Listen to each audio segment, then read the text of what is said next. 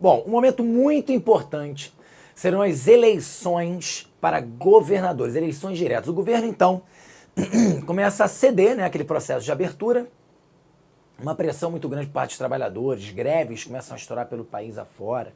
Né? Nós vamos ter o surgimento do novo sindicalismo lá no ABCD Paulista, sob a liderança do Luiz Inácio Lula da Silva, né? Então, que é aquela coisa bem combativa mesmo. Já estamos na chamada década perdida economicamente, então o desemprego lá naquela região da indústria automobilística gera, né, um sindicato bastante combativo, bastante presente, né, e que pressiona pela democratização.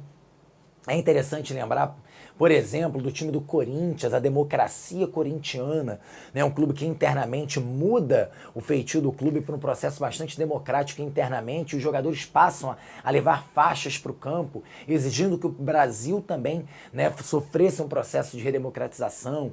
Então você tem as músicas voltam, né, se multiplicam nesse momento com uma certa facilidade devido a censura continua, hein? Mas de alguma forma o fim do AI-5 levou um clima de maior liberdade, músicas vão se proliferando e questionando ainda o regime militar, pedindo um processo de democratização, e o governo, de certa forma, vai cedendo a isso. Um dos maiores exemplos são as eleições diretas para governadores em 1982. Né? Então nós temos aí um processo de permissão do voto, e aí, para grande surpresa dos militares, há uma vitória de grupos da oposição, né, em lugares estratégicos como o Rio de Janeiro e São Paulo, por exemplo.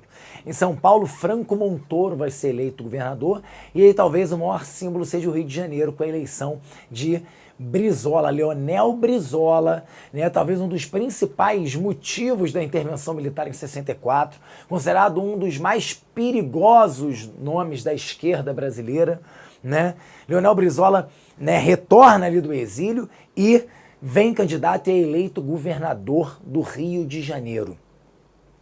Nós já tivemos, nesse momento, um processo de retorno, de legalização dos partidos políticos, a chamada Lei Orgânica dos Partidos Políticos, né, que foi, na verdade, uma grande jogada por parte do governo militar. Como assim? Deixa eu explicar. O governo militar, ali antes das eleições de 82, ele permite a legalização dos partidos por entender que a manutenção de dois partidos apenas, a Arena e o MDB, estava concentrando aquela oposição que eu falei para vocês que crescia assustadoramente, né, durante o governo Figueiredo, se aglutinavam ao redor do MDB. Então o MDB estava ficando muito forte. Então qual é a ideia? Vamos permitir, né, o pluripartidarismo de novo, porque aí nós vamos fragmentar essa oposição. E é o que de fato acontece, né? Vão surgir vários partidos políticos, o MDB vai virar PMDB, a própria Arena muda de nome para fugir daquele estigma, né, de partido que apoiava a ditadura, tá? A Arena vai virar o PDS, tá? Que é então um resquício dessa Arena, esse partido que apoiava, é um partido de direita, né, que apoiava o regime militar.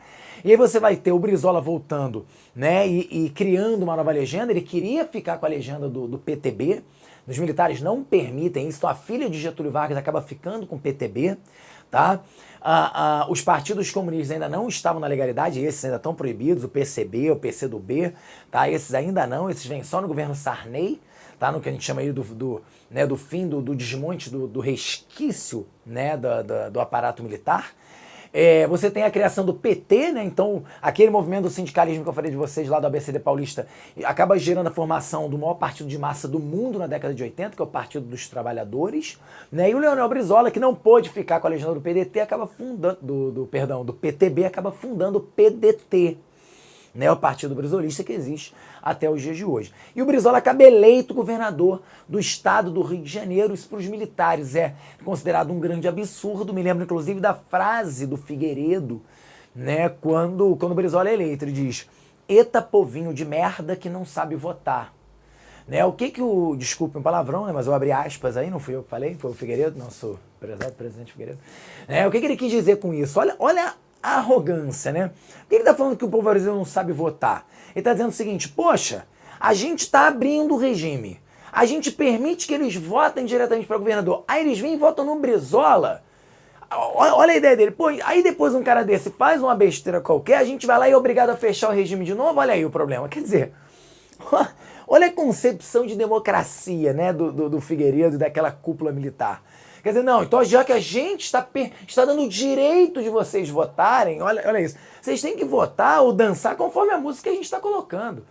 Né? Então, e aí isso gera um problema, porque a população votou, né, diretamente para governador, elegeu seus representantes, e agora eles querem votar direto para presidente.